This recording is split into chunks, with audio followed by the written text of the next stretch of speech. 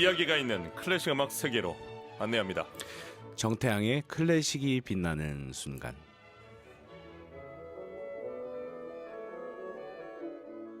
들을수록 좋아지는 클래식 음악, 재미있게 듣고 더 친해질 수 있습니다. 오늘도 클래식 음악 세계로 우리를 안내해줄 피아니스트 정태양, 안녕하십니까? 네, 여러분 안녕하세요. 피아니스트 정태양입니다. 오늘 소개해주실 곡은 어떤 곡입니까? 네, 15년 동안 한 가지 주제로 작곡을 이어간다는 건 쉬운 일이 아닐 것 같은데요. 오늘은 그렇게 완성된 작품 중에서 한 곡을 가지고 왔습니다. 독특한 매력을 갖고 있는 곡, 작곡가 빌라로브스의 브라질풍의 바흐 5번 중에서 아리아입니다. 15년 동안 한 가지 주제로 작곡을 한다. 네. 괜찮은 겁니까? 그분이요? 네. 좋은 작품으로 함께 해주고 있으니까 괜찮은 것 같아요. 왜 제 눈을 안 쳐다봅니까?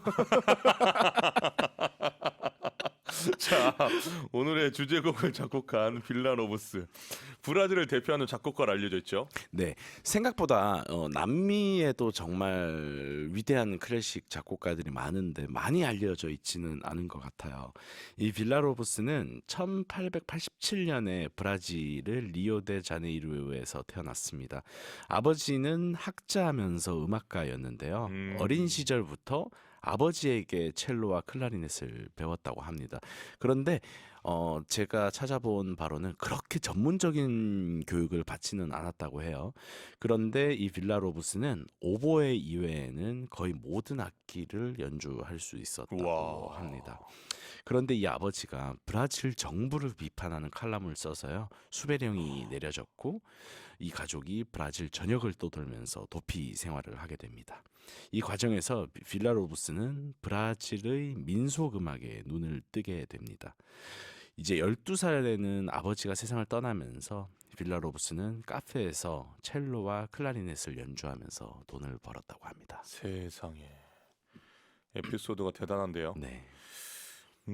결과적으로는 도피 생을 안 했으면 그 구석구석 지방에 있는 민속 음악에 대해서 생각도가 좀 낮을 수도 있겠네요. 그럴 수 있을 것 같아요. 또 어린 시절에 흡수를 했잖아요. 네. 음, 그 쇼로나 모다 같은 음악으로 그 브라질 길거리나 네. 또 시골 마을에서 서민들이 즐겨 부르는 음악이 심취했다. 네. 이런 기록들이 있는데, 네, 특히 이 쇼로라는 네. 음악은요 브라질의 민속 음악의 한 계열인데요.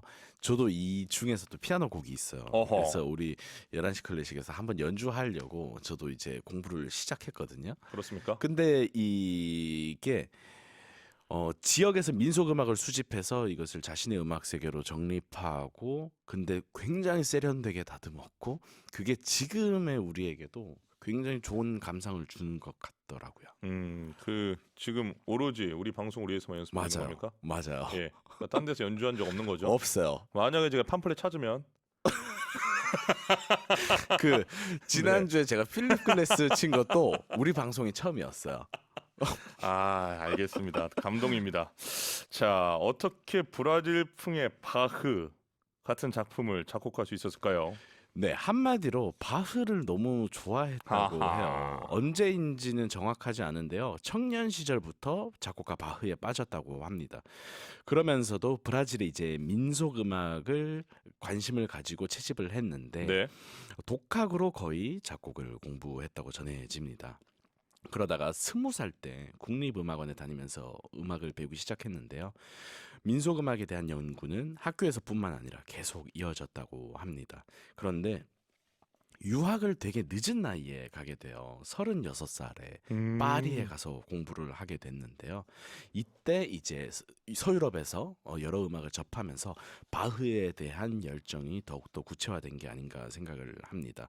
그리고 43살에 브라질로 다시 돌아와서 이제 브라질풍의 바흐라는 작품 시리즈의 작업을 15년 동안 이어가게 되죠. 결론적으로는 프랑스에서 네. 바흐 음악에 대해서 더 열정이 이제 빠지게 된 거잖아요. 네. 그것도 참 독특한데요. 독특해요. 예, 독일로 안 가고. 맞아요. 아니 프랑스 포알이 좀 뭐 메시앙이나 섭섭할 것 같아요. 그렇죠? 이게 국비 장학생으로 간 거라 아마 나라가 정해져 있었을 거예요. 아니 국비장학생이 프랑스 국비장학생 아닙니까? 그럴 거예요. 프랑스 입장에서는 세금으로 그러면 이 이제 작곡가를 키웠는데 맞아요. 독일 작곡가에 빠진 거네요. 그렇죠. 아, 자 브라질 음악 교육을 위해서도 애를 많이 썼다고 들었습니다. 네, 제가 이 빌라로브스의 삶에서 가장 인상 깊었던 부분이 이 점이에요. 평소에 주장했던 음악 교육 개혁안이 있었는데요. 네. 브라질의 민요나 국민 가요를 연주하는 대규모 합창단을 조직해서요. 악보 읽는 법을 가르쳐야 된다고 주장을 했습니다. 그래서 이제 전국에 있는 학교들에서 음악을 조금 더 체계화 있게 가르치고 또 그들이 음악을 배워서 아마추어지만 연주를 할 수 있는 그런 기회를 많이 제공을 했어요.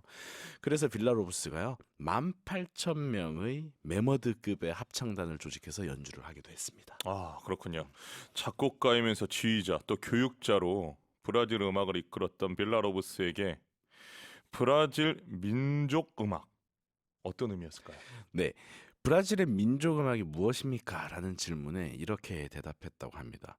민족 음악은 바로 나요. 아, 그래서 아마존의 원시 부족으로부터 또 소수민족들 그리고 지역의 음악들을 바탕으로 2,000여 곡이 넘는 곡을 작곡을 했습니다. 민족 음악은 바로 나요. 음, 네, 정말 뭐랄까 어떻게 생각하십니까? 독립투사 같아요. 빌라로브스가 그만큼 자부심도 느껴지고 그런 것 예, 같아요. 자신감도 느껴지고 특히 민족 음악에 네. 이 애착을 갖는 작곡가들이 몇 분 계세요. 네. 바르톡 같은 경우도 바르톡. 지역을 다니면서 민속 음악을 채집하고 또 브리튼 같은 경우도 영국에 흩어져 있는 민요들을 클래식화하는 작업들을 굉장히 많이 했었거든요. 근데 빌라로브스도 그 열정이 대단했던 것 같아요. 자, 알겠습니다. 오늘의 주제곡은 어떤 특징 가지고 있습니까? 네, 이 브라질풍의 바흐는 총 9곡으로 되어 있어요. 그런데 이 9곡이 예를 들어서 1번 피아노, 2번은 바이올린 이런 게 아니고요. 우리의 상상을 조금 뛰어넘는 여러 가지 편성을 가지고 있어요. 오늘 소개드리는 곡은 그중에서 5번인데요. 이 5번은 한 명의 소프라노와 8대 첼로가 반주를 합니다. 이제 이런 편성이 과거에는 전혀 없었을 거예요. 제 생각에는. 그런데 원래는 가사가 없었는데요. 뒷부분에 소프라노를 위해서 가사가 추가됐습니다. 그래서 이 곡을 들어보시면 한참 동안 소프라노가 그냥 허밍으로만 노래를 계속합니다. 그러다가 뒷부분에 이제 가사가 나오고요. 이게 브라질의 리오데자네이로에서 초연이 됐고 이 곡은 붙어 있는데 잘 연주는 되지 않더라고요. 그래서 이 곡이 슬픔을 가지고 있는 것 같고 그 첼로 8대가 연주하는 그 쓸쓸함이 아주 묻어나는 곡 같아요. 빌라로브스를 보면 그 어렸을 때 그런 일을 통해서 네. 이제 지역을 돌게 됐잖아요. 네. 그러고 나서 본인의 나라의 민족 음악에 대해서 관심을 갖게 되고 네. 또 우리가 지금 언급한 것처럼 프랑스 파리에 유학을 가게 됐는데 네. 어떻게 보면 바흐가 가장 독일의 민족 음악 중 대표하는 작곡가 맞아요. 아닙니까? 거의 영혼이죠. 예, 그렇게 접근이 된 건데 그 생각했을 때 빌라로브스의 음악이 이렇게 오랫동안 사랑을 받을 수 있는 이유 뭐라고 생각합니까? 그러니까 저도 아까 말씀드렸듯이 빌라로브스를 조금 연주를 해보려고 네. 악보를 구하고 좀 공부도 하고 여러 곡들을 막 찾아 들었어요. 왜냐하면 네. 이 작곡가에 대한 흥미가 생기고 어느 곡을 연주해 볼까 하면 일단 그 작곡가의 카탈로그를 갖다 놓고 하나씩 들어보고 악보를 막 저도 살피게 되잖아요. 그런데 어느 이제 음악학자의 말이 좀 공감이 됐어요. 빌라로브스의 음악은 블랙박스다 이런 블랙박스. 이야기를 했어요. 네. 뭔가 분석해내기가 힘들다. 오늘 이렇게 준비한 브라질풍의 바흐 5번도요. 뭔가 연속성이 있는 것 같고 또 듣기는 좋은데 그렇다고 해서 이게 도대체 어떤 음악인가 이렇게 정의하기는 어려운 것 같아요. 그리고 바흐 음악이 가지고 있는 약간 건축적인 구조미가 있는데 또 소프라노 한 명이 독창으로 나와서 허밍으로 한참을 노래한다. 도대체 이것은 무슨 영감일까 이런 생각이 드는 것 같은데 그런 오묘한 느낌이 지금까지 우리에게 사랑을 받는 게 아닌가 싶어요. 그러니까 좀 자료를 살펴보면 남미 음악이 네. 우리에게 알려져 있는 부분도 있지만 네. 또 안 알려진 부분도 많이 있잖아요. 맞아요. 그런데 빌라 로브스 이전에 또 네. 상류층과 하류층 또 네. 백인과 흑인 사이에 어떻게 보면 좀 격차가 있었던 맞아요. 그런 브라질 음악을 빌라 로브스가 조금 어떻게 통합을 보면, 시키고 이렇게 좀 완화시켰다라는 그렇죠. 평가를 이제 평론가들에게도 받습니다. 네. 그 부분에 대해서는 우리 피아니스트로서 또 지금 연구하고 있지 않습니까? 네. 예. 예전에 우리 피아졸라의 작품들을 소개해드릴 때도요. 그냥 이렇게 바나 카페에서 연주되던 음악을 약간 예술로 승화시킨 그런 경우가 있었잖아요. 빌라 로브스도 마찬가지인 것 같아요. 민속 음악이라고 하면 서민들의 음악이라는 인식이 강한데 그것을 콘서트홀에서 들을 수 있는 음악으로 만들었다. 이런 의의가 있는 것 같습니다. 아, 알겠습니다. 자, 많은 연주자들과 성악가들이 이 곡을 이제 연주를 했는데요. 오늘은 어떤 연주자로 가져왔습니까? 네, 소프라노 키리테 카나와 있고요. 첼리스트 린 하렐과 로잔느 기악 앙상블의 연주로 준비했습니다. 개인적으로 키리테가 나오 좋아합니까? 좋아해요. 모든 레퍼토어에서 좋아하지는 않는데요. 네. 모차르트에서 특히 좋아하고 네. 또 이런 뭐 쿠르트바일이나 빌라롭스 이런 좀 뒤쪽에 있는 감각적인 음악을 연주하는 키리테 카나와를 좋아합니다. 알겠습니다. 자, 빌라로브스 브라질풍의 바흐 5번 중 아리아, 소프라노 키리테가 나와 첼리스트 린 하렐, 로잔느 기악 앙상블의 연주로 듣겠습니다. 빌라로브스 브라질풍의 바흐 5번 중 아리아, 소프라노 키리테가 나와 첼리스트 린 하렐, 로잔느 기악 앙상블의 연주로 감상했습니다. 1748님, 15년 동안 한 가지 주제로 작곡을 했다는 게 경이로운데요. 바흐를 얼마나 사랑하면 그럴 수 있었을까요? 태양님에게도 이런 대상이 있는지 궁금합니다. 저에게는 약간 작곡가 베르디가 그런 것 같아요. 저는 아하. 베르디의 작품을 공연도 하고 공부도 하지만요. 제가 어쨌든 오페라를 주로 치는 피아니스트잖아요. 근데 다른 작곡가는 모르겠지만 내가 베르디의 전 오페라는 좀 잘 알고 싶다 언젠가 그런 생각이 들어요. 비인기 작품도. 말을 좀 많이 더듬는 것 같습니다. 아니요. 그 아니에요. 베르디는 그런 것 같아요. 왜냐면 제가 네. 무슨 생각을 했냐면 네. 제가 최근에 슈베르트를 쳤잖아요. 네. 그래서 슈베르트의 연가곡을 이제 빠른 시간 안에 다 연주를 할 계획을 가지고 있거든요. 그래서 순간 그럼 슈베르트의 전곡 근데 600곡인데 막 이런 생각을 잠시 했고요. 그 가곡 말고도 네. 다른 곡들까지 하면 더 많지 않습니까? 그렇죠. 그게 문제인데 막 이런 생각을 했어요. 그래서 순간 베르디와 슈베르트 중에 갈등을 겪었군요. 근데 제가 또 정경 교수님한테도 말씀드린 적이 있는데 제가 전곡 연주를 하고 싶다고 했던 건 슈만이에요, 사실. 슈만 한 250곡 되거든요.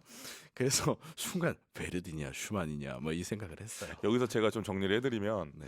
그런 질문 우리가 많이 받지 않습니까? 네. 예술가, 음악가한테 어떤 작곡가 좋아합니까? 네, 어떤 네. 작품을 좋아합니까? 그리고 더 어려운 질문이 제일 좋아하는 게 뭐냐고 물어봤을 때 근데 이게 지금 우리 태양 선생님이 베르디, 주세페 베르디를 얘기했잖아요. 네. 그렇다고 자코모 푸치니나 슈베르트가 2등이 되는 건 맞아요. 아닙니다. 아니에요. 그러니까 이 개념이 좀 달라요. 그러니까 수학적인 개념은 지금 정말 나한테 맞아요. 고마워야 됩니다.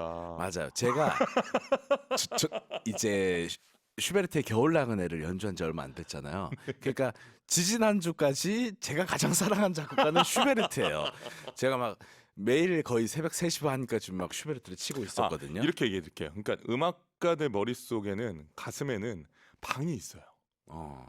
작곡가의 방이 있습니다. 맞습니다. 그래서 그 방은 다 그러니까 여러분 집에 있는 방을 다 사랑하지 않습니까? 네. 근데 그 방문을 많이 여는 방문이 있고 가끔 어떤 그 방문을 좀 못 열 때가 있어요. 맞아요. 어떠한 이유로. 맞아. 지금 막 생각난 표현인데. 너무 좋은 표현이에요. 그래서 오늘 지금 우리 11시에는 빌라로브스의 방을 연 거예요. 이게 날씨가 약간 이제 비가 약간 지나가면서 흐리잖아요. 그런데 빌라로브스의 소프라노 한 명이 8대 첼로 앞에서 허밍을 하고 있다. 신난 것 같은데 지금. 아니 이 너무 좋아요. 정리를 해주셔가지고. 근데 이게 이거 우리가 대답을 잘해야 돼요. 맞아요. 왜냐하면 오해한다니까요. 맞아요. 지금 예를 들어서 그러면은 많은 분들이 정태현 등에서 만약 모르는 분들이 오늘 딱 들었는데 정태현은 베르디만 좋아한대라고 얘기하면 아니에요. 나중에 푸치니 작품 할 때 오페라 할 때 배제될 수가 있어요. 하루에도 수십 번씩 바꿔요. 예를 들어서 지금 방송이 끝나고 차를 타고 이제 이동할 때는 또 어느 일본 작곡가 토루 타케미치 요즘 열심히 듣고 있는데 우리 방송에서 소개하려다가 너무 어렵나 이러고 있는 작곡가가 있어요. 진짜. 어떤 방이 열릴지 모릅니다. 자, 너무 재밌습니다. 3909님 완전히 자신의 지식을 바탕으로 설명해 주시는 태양님 덕분에 클래식이 더 가깝게 빛납니다. 정지숙님, 자동차 시트 뜨끈하게 하고 라떼 마시며 주차장에서 듣고 있습니다. 비 오는 날 지금 이 순간 듣는 빌라 로브스의 브라질풍의 바흐 중에서 아리아. 분위기 너무 좋습니다. 오늘 이 빌라 로브스를 소개하면서 우리가 바흐를 네, 언급할 수 있어서 네. 더 의미 있는 것 같아요. 맞아요. 도대체 무슨 의미이길래 15년을 붙들고 있었을까 그런 생각이 드네요. 선배 작곡가에 대한 애정 아니면 또 어떤 오마주 이런 생각이 들어요. 유영주님, 빌라로브스에 대한 태양님의 친절한 설명을 통해 그의 오묘한 음악 세계를 알아갑니다. 위기가 기회가 되었다는 생각이 드네요. 낭만적이고 멋진 음악. 정말 표현이 너무 좋은데 오묘한 음악 세계. 맞아요. 아까 키리테 가나와의 그 고음을 끄는데 원래 가나와가 그거보다 고음 잘 내지 않습니까? 맞아요. 근데 의도가 있거든요. 예, 근데 딱 1748님이 이 레콘디 따르모니아 오묘한 조화를 조화죠. 말씀해 주셨습니다. 맞습니다. 그리고 이 곡이 영화 8월의 크리스마스에 삽입이 됐다고 합니다. 심은하 씨가 나왔다고 하네요. 그 영화 봤습니까? 안 봤어요? 아니 그 영화가- 지금 말하는 멘트가 딱 안 본 영화. 맞아요. 아니 그게 얼마나 가슴 아픈 영화인데 그런데 그렇게 웃으면서 그 영화가 나왔다고 합니다. 나왔을 때는 제가 너무 어렸을 거예요. 포스터는 본 적이 있는데 한석규 씨가 오해라는 장면입니다. 그래서 이제 청취자분들의 기억 속에는 그 영화가 있으실 수 있기에 언급을 잠시 해봤습니다. 알겠습니다. 찾아와주셔서 고맙습니다. 감사합니다. 네, 이렇게 여러분 살아있는 방송입니다. 저희가. 영화를 보겠습니다. 예, 빈틈을 놓치지 않습니다. 자, 오늘 정태영의 클래식이 빛나는 순간 코너에서 빌라로브스, 브라질풍의 바흐, 5번 중 아리아를 저희가 소개해드리면서 집중 탐구해봤습니다. 네. 다음 주 작품 기대가 됩니다. 다음 주는 20세기에 만들어진 교향곡 중에서 가장 위대하다고 불리는 작품 중에 한 악장을 가지고 오도록 하겠습니다. 알겠습니다. 네. 자, 오늘 비가 오는데 네, 눈도 어제 와가지고 그렇죠. 얼었으니까 운전 네. 조심하시고 알겠습니다. 다음 주에 뵙겠습니다. 네, 여러분 안녕히 계세요. 네.